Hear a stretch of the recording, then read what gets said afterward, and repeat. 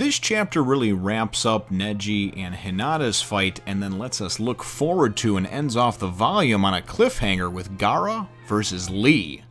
Yep, Naruto, number 81, that'd be Gaara versus... Oh boy, it's going to heat up here in the next volume. Well, hello my brothers and sisters and prospective tuning of the Nerd Nation. I, as always, am Jim, here to bring you another review on the awesome and spectacular and wonderfully realized tale of Naruto. Now, our last chapter saw the ending of the fight, of course, between Neji and Hinata.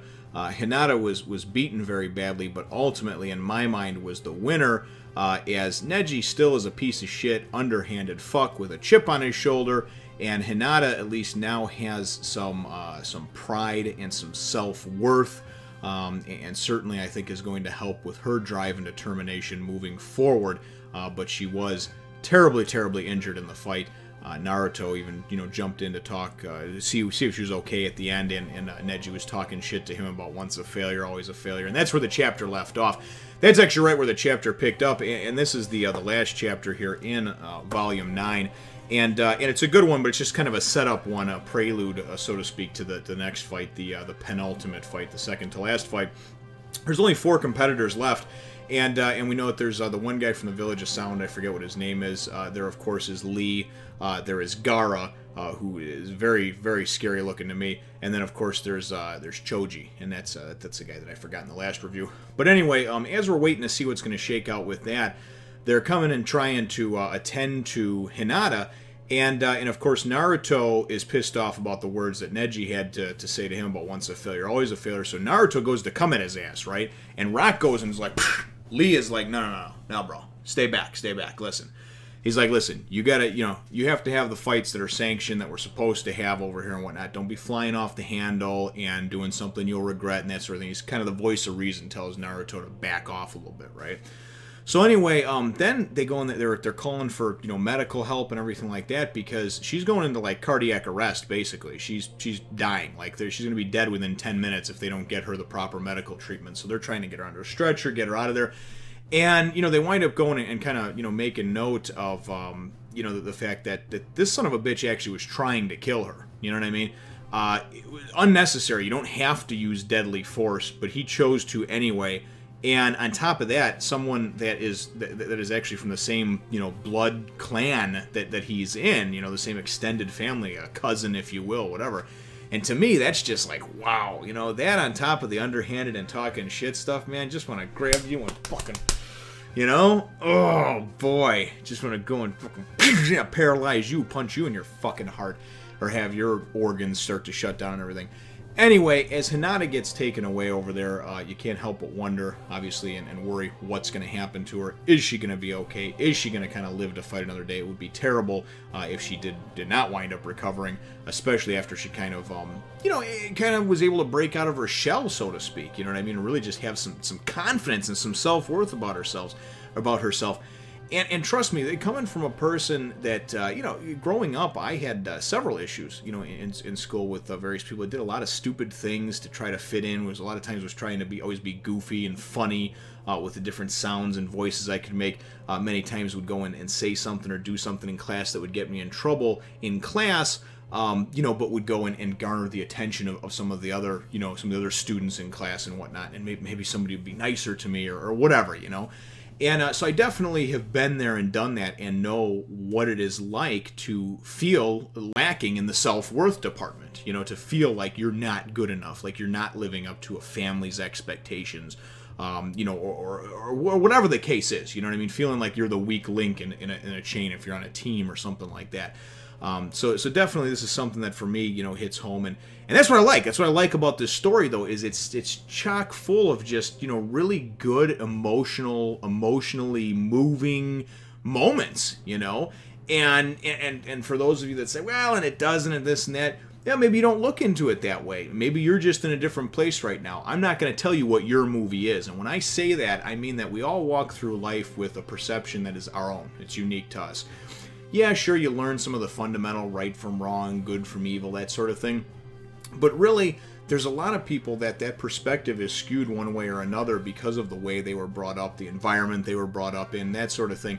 And really, you know, when I say, hey, listen, that's just my movie, that's how I think. Your movie may be that you just haven't opened up emotionally like that yet, or maybe you never will. And it doesn't mean there's any right or wrong to it.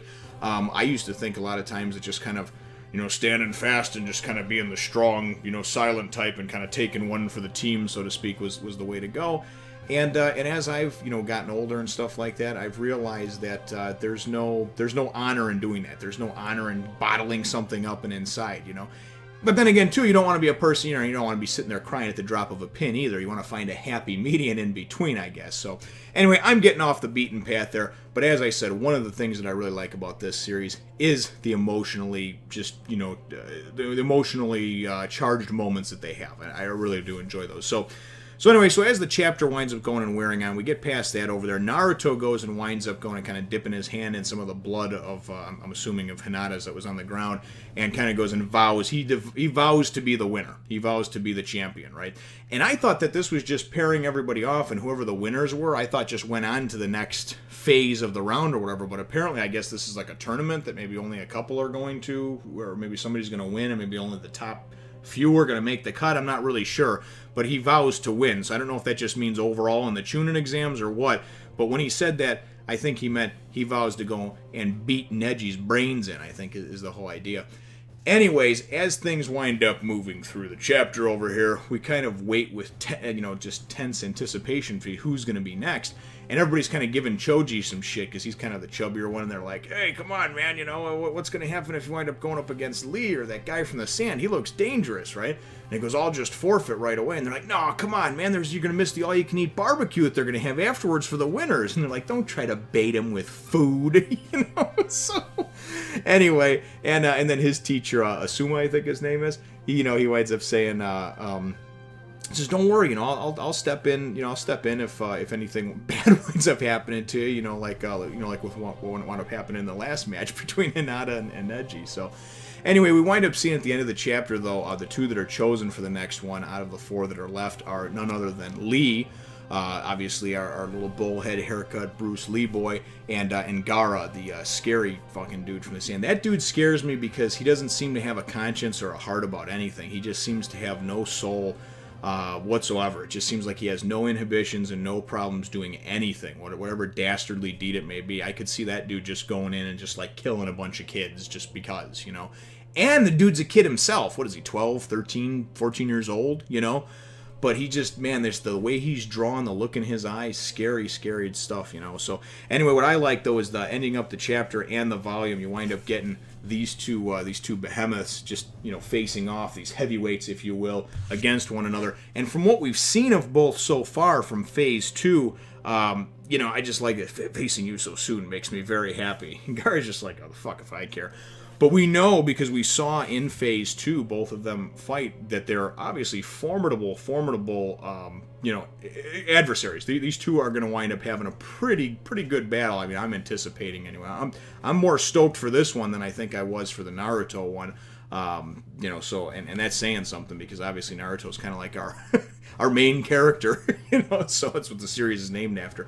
That's how the chapter ends off. That's how the volume ends off. And my chapter question for you, brothers and sisters, is what are your thoughts on, or are you looking forward to, the fight between Lee and Gaara? And of course, just what that may entail. So let me know what your thoughts are on that in the comments down below. Feel free to hit the thumbs up, the like button if you should think that I deserve it, and subscribe if you haven't done so already. We will look forward to catching all of you in the next Fun Nation. Remember to take a look at my other channels, and as always, thanks for watching.